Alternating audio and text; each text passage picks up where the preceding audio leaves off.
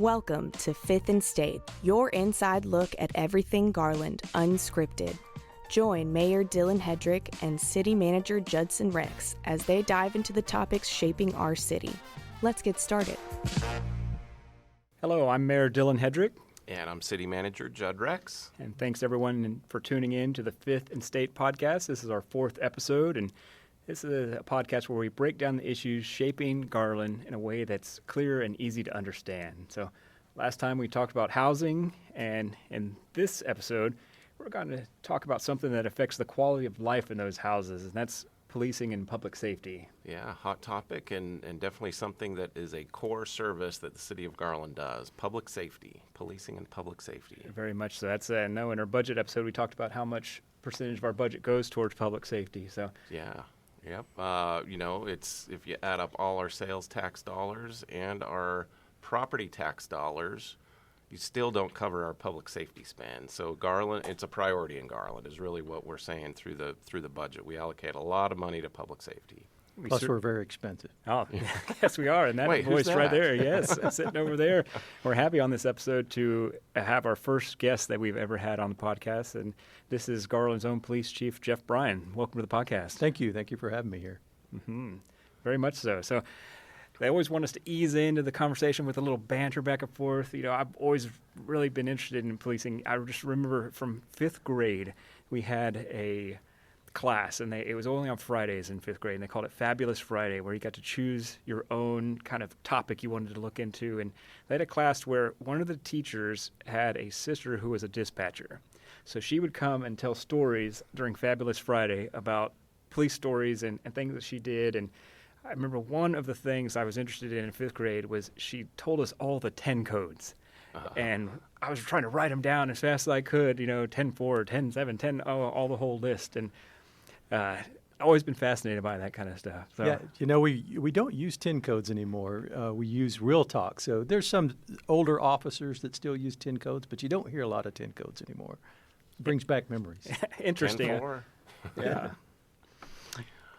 Well, yeah, I'm trying to think of a good police story. When hometown I grew up in, so I had first job was working at Radio Shack on Main Street, real small town. Well, the police station was right behind Radio Shack, and so and our job was to help outfit the patrol cars. They all got the radio equipment from Radio Shack, and we helped install it. So a little bit of behind the scenes work growing up. That's interesting. Very cool. That's ever get your radio and tune in to what they're saying over the radio? Yeah, able to listen in on the scanners. Yeah. I guess that's probably not as popular a thing anymore. Everything's coded now. Yeah, right? Everything's coded, everything's protected now, and so the scanners don't break through that code. Yeah, that's correct. Yeah. And we do that just to keep our officers safe, don't we? Because That's correct. You're listening in. That's correct. We found out that the bad guys had scanners, and so Imagine they that. knew when we were coming, and so we have encrypted our channels now, and I think most agencies have encrypted channels these days. Yeah. That's interesting. And I know a few of them still have out there. I know there's an app you can get on your phone. Some of agencies, not so much, but I know we want to keep it safe in Garland, so we encrypt ours. But talking about the safety and the crime, statistics, from our annual report, the police department issues an annual report every year, and really our violent crime is down 14% from the 5-year average. Property crime is down almost a similar amount. Just kind of, Chief, what do you think? What are the trends? What is driving the drop in those numbers? Well, I would love to take 100% credit for drops in crime and no blame for increase in crime. But the truth is there's so many factors that play into crime. There's social, economic factors. There's demographic factors. And I'll give you an example of how it's hard to predict crime. But last year, we saw a huge spike in motor vehicle thefts where people were stealing a certain brand of motor vehicles. And so when we try to investigate what's going on, we found that there was a TikTok challenge to film yourself stealing this certain vehicle and would tell you how to do it. And so crime there's so many factors that play into crime, both in violent crime and property crime, that it's hard to pinpoint exactly what contributes to reduction in crime. I do think response times contribute to it. I think your clearance rates on crimes contribute. A proactive police department contributes, but there are so many factors. It's hard to pinpoint exactly just one. Well, and talking about that proactive police department, we have a lot of programs. One particularly I like is our NPO, or Neighborhood Patrol Officer Program. We're really getting our officers in the neighborhoods, talking to the citizens, talking to the homeowners associations. Yes, sir. And think about how important our Neighborhood Police Officer Program is. We have 16 NPOs. So if you call 911 today, maybe you see a crime going on and you call 911, who's going to respond is a patrol officer. And that patrol officer is going to handle your call, and then they're going to go to the next call. Your neighborhood police officer, their job is to handle the reoccurring incidents in your neighborhood.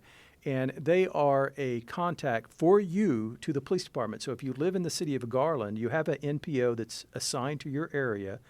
If you get to know your NPO, any questions you have, any incidents you have, any information you need, you have that contact with the PD, and it's a personal contact. And so it kind of gives every citizen in Garland an inside contact to the PD, so they don't have to go through some of the bureaucracy, I guess, and you don't have to go through calling 911 and getting the random officer, which you should do if there's an emergency, but it also gives you someone to follow up with if you need additional information or to address those ongoing problems. Is that program unique to Garland? Because I remember growing up, going back to my fifth grade police, we had someone come to our school. It was officer friendly, right? So it was being a friendly face of the police department. It was an officer who would, but I don't remember my neighborhood where I grew up having this connection and a direct connection to an officer to be able to call for something that was happening in our neighborhood. It is not unique to Garland, but this is what community policing looks like. It is being part of the community and having personal relationships with the community. I think most agencies now have something like this because it's been so successful that it's been duplicated throughout the profession, but it's not unique to us. I do think we have an extra boost in it and how great our officers are in handling those relationships and being responsive, but it's definitely not unique just to Garland. Well, it's become a real integral part of our policing strategy and just a part of GPD culture, too, because I know our NPOs come to our town hall meetings. We see them out in the community a lot. When I talk to residents, many of them actually know their NPO Right. by name, and so it's a program that really creates that connection between the GPD and the residents that they're serving. Yeah, absolutely. It's that personal relationship now that you have with the police officer. It's not just, something that seems from a distance. It's actually, and we encourage anyone that lives in the Garland that if you have not established that relationship, to take time to do that. And there's opportunities to do that through your HOA groups, through your Crime Watch groups, or come and visit with us with the Citizens Police Academy. And the Citizens Police Academy is a great program. That's something I went through in 2018. That's when the prior police chief, I think that was his last one, Mitch Bates, who was the chief during that time. But that's really an inside look at all the different things that happen in the police department. And it's a 12-week program. You get the gang unit in there. You get the SWAT team. You get the bomb squad. You get everything, and they all come and tell stories and hopefully make that connection that you're talking about to the community. Yeah, that's definitely one of the things I wanted to plug on this episode is our CPA, because you get to see the police department in a way that you never get to see the police department before. You may have an opinion of the Garland Police Department. It may be good, it may be bad, but it's probably based on a lot of perception and not reality, whichever side you're on. And so this gives you a chance to meet our officers across all divisions. You get to ride with our police officers on duty. You get to listen to our dispatch when they're dispatching. You get to sit down in the jail, and you get to hear the stories and kind of experience what we do. We send you through the reality-based training center, and you get to experience that. And so it is a lot of fun. But also you get to learn about us and meet us far more than you would without the CPA. Yes. I know that reality-based training center, that was something that we opened up recently. Can you talk about that and what are kind of tools we use to train our officers? I think it's our favorite of all the, and we're a little biased, but of all the bond improvements that went on through that bond election, I can't remember the year. 2019. This is definitely our favorite. And what it is, it's a reality-based training center, and it gives us the opportunity to put our police officers in a stressful, realistic environment and then put them to the decision-making test, because it's easy to make decisions when you're not under stress. It is hard to make decisions when you're under stress, and that's when your training comes in. And so we have to duplicate the stress on the streets, and that's what our reality-based training center lets us do, is we're able to duplicate that stress that's on the streets. And Judd, I don't know if you've been able to take part in that. We did as city council. They actually ran through a scenario with us, and one of the scenarios was you're facing up, and me and another council member, we were, acting like the police officers going in there, and the scenario was it was a riot going on, so they had about a dozen people yelling and screaming, and just it was putting pressure on you. And you felt really the pressure that was going on, even though it was in a safe environment. But I'm not trained. I don't know how to react to someone yelling at you like that. Yeah, I mean, it's like to the residents that have maybe done like laser tag before. I mean, I hate to make a comparison like that, but it's like really, really real life laser tag. Yeah, it is to some extent. It actually hurts when you get shot with those the paintballs that we shoot you with. So, it just increases the stress level, and it teaches you that the way you make decisions under such high stress is to follow your training, and it allows you to do that, and allows us to train officers in that stressful. Plus it's a lot of fun. Well, they, from a recruiting standpoint, those types of tools, I mean, sure really are attractive to either officers that are coming in through a lateral program or recruiting new rookies off the street. What other recruitment tools do we have, Chief, that are appealing to that perspective? Money. It's always the big one. When you talked about how expensive or how much money is spent on first responders and on public safety, and the pay is a part of that. But we do see a lot of laterals coming into the city and really into this region. It's not just us.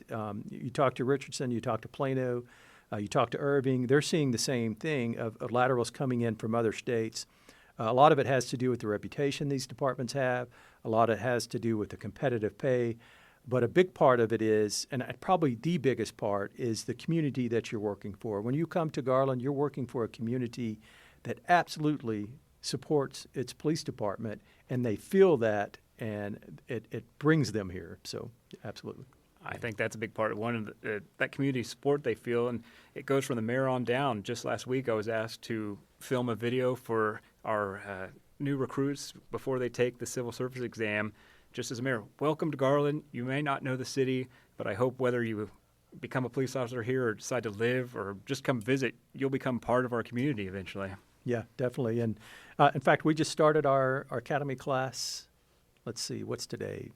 Tuesday? Monday. We started yesterday. Yeah. Mm-hmm. Well, and that's we've had some large classes come through here recently, too. I think in large part to some pay increases that were approved by council a couple years ago. We tended to run a lot of officers short, a lot of vacancies from year to year. And while the great culture and a lot of the other tools help to recruit, you're right that pay is a significant part of that, and we're very competitive in the region from that standpoint. Yeah, one of the biggest questions that I get is how is our staffing? Because you see the news and you see the stories about how short police departments are in staffing. We are fully staffed, but it is a constant battle for talent. There's only so many young men and women that want to be police officers today. It's not as much as what we saw even 10 years ago.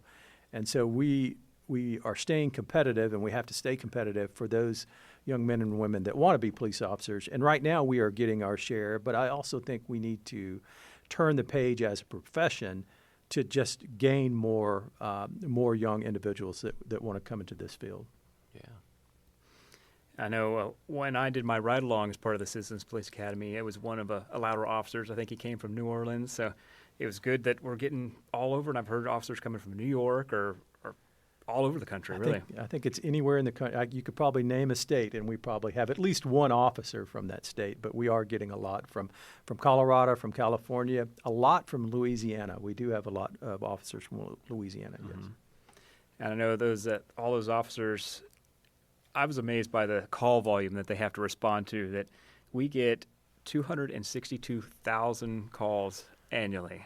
That's 720 a day. That's a lot of calls. It's a lot of calls. How do we respond to all those calls every day? That's a lot of calls. It's a lot of calls that goes through our dispatch. So it's a lot of calls that they have to answer, and it's a lot of calls that our officers have to answer. And we prioritize calls. And so life-saving calls, life-at-risk calls are going to get the highest priorities.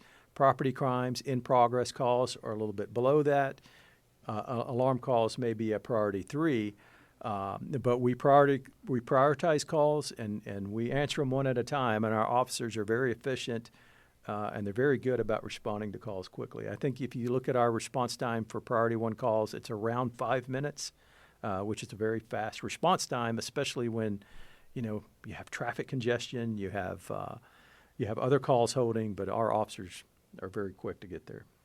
Well, and all those calls come through the 911 dispatch center, which is operated. That's under your purview, Chief. Yes. And I know every city kind of handles that differently, but that's another recruiting, challenge. Always finding dispatchers out there that are willing to answer the call. Yeah, I think our challenge in dispatch is greater than our challenge as police officer. We have more problems finding that talent to handle that multitasking workload in dispatch than we do at any other position. And so we are always fighting with other agencies for dispatchers.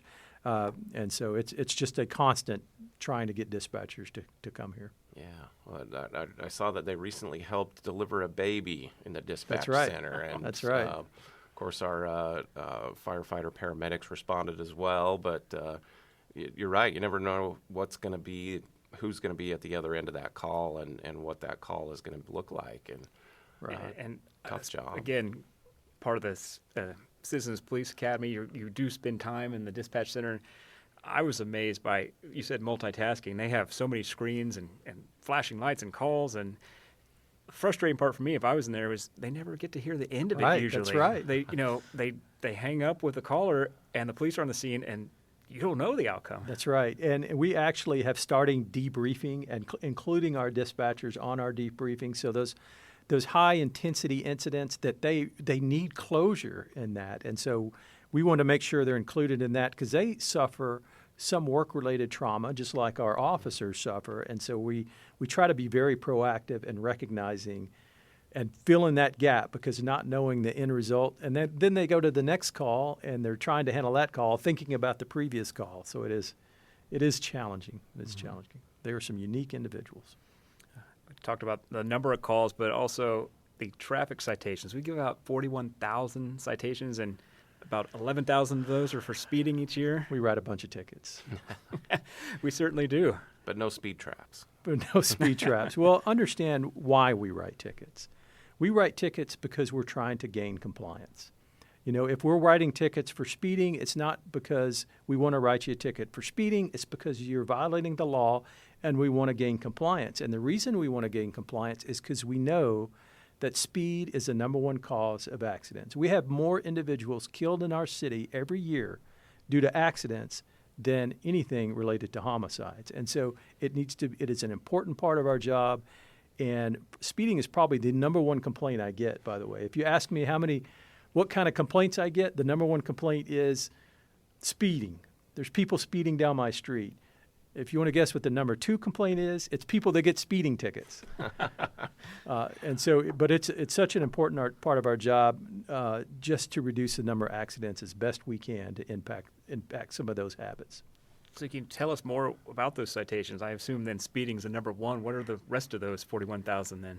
A lot has to do with driver attention. Are you driving it safely in your roadway, in your lane? Or are you swerving all over the road? Are they on their cell phone? Are you and there are laws for cell phones in school zones, but the laws aren't quite as tight otherwise. But while you're driving, are you maintaining your lane? Are you driving aggressively in how you change lanes? Are you wearing your seatbelt? That's another citation that we write a bunch of is seatbelt citations. And so, again, all those are trying to change driver habits, not just solely for the purpose of complying with the law, but because it is safer for everyone when you are complying with the law. And I think you hit on it right there. It's about safety overall. It's not trying to be a revenue source for the city. I know Judd, you mentioned that public safety is expensive, but we're not trying to raise money out of this. We're just trying to keep our citizens safe and alive, really. No, I think we'd prefer to write 0 tickets and Right. collect 0 citations. We can't find anyone violating that'd be awesome. Yeah. Of those speeding tickets, about a tenth of those, about 1,000 of those are school zone citations. So we're working a school zone just about every morning. And what is more important than making sure our kids get to school safely? So, Chief, one thing that I know you talk a lot about, and I'll relate it to a story. So we were on a family trip, a road trip sometime. When we check in at a hotel at night, I always turn on the local news because I just like to see what's going on in the community that we happen to stay in. And I think this was in Arkansas. So I'd flip on the news, and of course there had been it was a smaller community, but there was a homicide that day that they were talking about on the news. And so of course my natural reaction was, oh my gosh, we're not in a safe community. And something, but then I remembered what you always say, which is there's crime and then there's a perception of crime. Right. And I think Garland often struggles from that perspective that when you look at our numbers, our crimes are decreasing. But Right. what residents have perhaps is a perception of crime challenge versus reality. well, and that's true. And I'll talk about violent crime just a second because you mentioned the homicide. But we do have violent crime in the city of Garland. We're the 93rd largest city in the country. We have 250,000 people here. We do have violent crime. I don't want to pretend that we don't. However, look at what our violent crime is. In the vast majority of our violent crime are people that know each other in some way, and they're settling a dispute. It could be kids in a school, an assault occurs. It could be a family violence situation. It could be a drug deal gone bad. But the point is, the lifestyle that you live and the situation that you're in is probably the most thing that contributes to the possibility of you being involved in a violent crime. If you're today in Garland and you're like, I'm going to drive to Walmart and pick up groceries and head back home, the chances of you being involved in a violent crime are, I won't say zero because zero's net, but it's very, very small percentage. Most of the violent crime we have in our city is two individuals that know each other, and they, whatever reason, the solution turns into violence.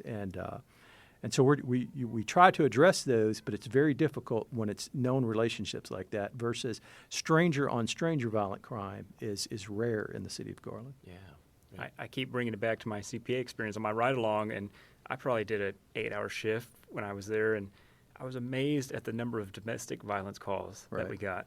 We had a few lost dogs, and, we're chasing down, but it almost seemed like for about 2 or 3 hours, there was just one after another of domestic violence calls. Right.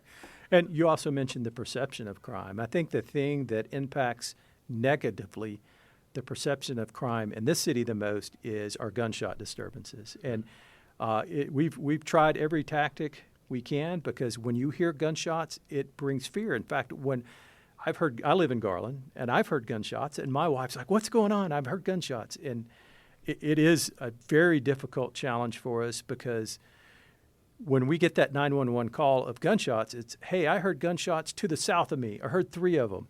And it's difficult to catch that person who's more than likely driving down a vehicle, shooting in the air. But that impacts those quality of life calls, I think, is what impacts the perception of crime as much as anything. And that's why it's important for us to tackle those quality of life calls just as much as it is those violent crime calls. Yeah. Well, the celebratory gunfire, I think, is kind of what you're talking about, too, which we Yes. get a lot of calls on, especially on maybe 4th of July, New Year's Eve, those instances where it happens. It happens Definitely. in Garland. Definitely does. I worked New Year's Eve. I wanted to experience it myself, so I worked New Year's Eve 2 years ago. And it was just interesting how when midnight struck, it was like the whole – and so you're looking down the street, okay, where do I go? And then the priority 1 calls start coming in, and priority 1 calls you got to handle first. But New Year's Eve, we put a lot of staffing on the streets on New Year's Eve, but it is very overwhelming to our officers to keep up with that call load on New Year's Eve, especially the celebratory gunfire and fireworks. I know one program, this talked more about the policy that the city council can affect, is that we had a shot spotter type system that the algorithm wasn't quite ready for what we were using it for, but we have some other technology that we use, like the flock camera system or drones. Can you talk a little bit about how technology, and because city council we approve the budget for these items, and how does it help out? Yeah, the shot spotter system, it was called the Raven system by Flock. And what we found on that was that we were chasing a lot of ghosts. And we would get an alert, and I think it's a good product, but it wouldn't tell us. So we were sending officers chasing gunshots to show up, and there's nothing there. And so we're spending a lot of time. And so we have now the Flock license plate reader system, and you may see these cameras throughout the city. And I would compare this to fingerprints, whenever fingerprints was a thing, in identifying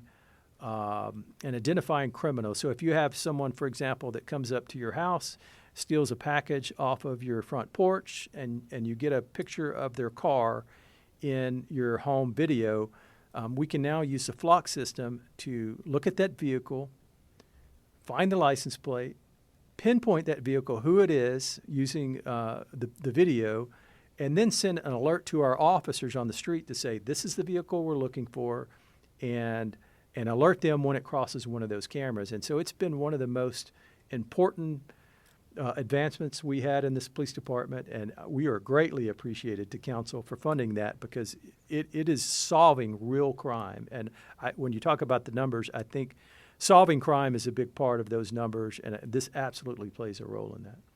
Yeah, I remember last year, I think there was a hit and run situation that under normal circumstances without Flock never would have been solved. Never found that car, but you were able to chase them down. It located it, not even so much from the license plate, but just a description of the car. The cameras are that detailed enough that, okay, we can really track them down and solve crimes that otherwise probably wouldn't have been solved, 5 years ago. Absolutely. We've had homicides that we've solved using the Flock system, but absolutely. Amazing. And another point to the Flock system, and I don't want to oversell, one of our vendors, but another point to make is that, today now, if you think about when I was a police officer in 1997 and you had a crime occurred, you would get a description of the car. It may be a black SUV driven by a white male. So you'd get a general description, and that's who you would be looking for, which is great unless you're a white male driving a black SUV, because then you're going to get stopped. But the Flock system gives us the opportunity to pinpoint. No, it's not. It's this black SUV. It's this one with this license plate. And so it gives us the ability to be much more precise in stopping and finding those individuals that are committing crimes. Awesome. I know that's one way police is changing and how you solve crimes. And I'm curious about into the future. What's the future of policing in Garland look like? We think about a lot of that on city council. What does the future of Garland look like? We pass these bond programs that try to build Garland and, grow the city. But we're really built out now, 97% built out in our city. If we're going to increase and grow, we're going to have to get more dense. So I'm curious, what does policing look like in the future? I think technology is going to continue to play a huge part in policing in the future. Another technology advancement, aside from Flock, is our NIBINs, our National Incident Ballistic Network system that we have in Garland. And so we talked about celebratory gunshots, but also understand what happens after that. So you call in a celebratory gunfire, and we show up on the scene. No one's there, but we find shell casings. We now take those shell casings, we put them into our NIBIN systems. That is like a fingerprint to that gun, and that is now stored in our NIBIN system. So if you fast forward 6 weeks and maybe we arrest someone with a gun, we take that gun, test fire it, and now we can link that gun to that incident. So that plays a huge part in it. I think a real-time crime center is something that's in my vision in the future. A real-time crime center is when we have individuals that are at the police station, and when that hot call comes out, they can start doing research, they can pull up information and relay it to those officers at the scene. I think that's part of our future. I'm really interested in drones as first responders. I'm starting to see that in different agencies. And so I'm kind of interested to see how that, I'm letting them be the test cases to learn the hard lessons, and I want to see the success stories from those. So I think technology is going to play a big part of what we're doing moving forward. And I've seen you talk a lot about kind of the crime analyst position, so the folks behind the scenes that maybe not necessarily in real time, but sometimes in real time are out there monitoring social media for videos, pictures, descriptions of what's going on, or criminals' social media posts. That happens. I know in some recent crimes that's really played a role. And you started with the TikTok challenge of stealing cars. Yeah. I think you'd be amazed at how many people like to post their crime on social media, and so if they're going to put that out there, we do have social media that are monitoring that, and not only just monitoring that, but if a protest is developing, or if there's a story developing, it's today almost everyone is a reporter. Everyone has a cell phone. Everyone's able to live stream, and so we can start to see when things are ramping up before we may get that 911 call by using our crime analysts. Our crime analysts also are able to be predictive, and so they can start to see those trends. When that TikTok challenge arises, they're seeing that trends, and now we can reallocate. Like in this case, we develop a task force, we attack the problem, we arrested the kids, and we can be more predictive in our policing instead of reactive. Awesome. I know one task force that we have is our gang unit. They try to prevent those type of things. We have another group of officers that are in the schools themselves trying to make those connections. Correct. Our gang unit, I think, I would say, is the best gang unit across the board than just about any police department. They, not just because they're proactive, and they are proactive, but they also are good at intervention.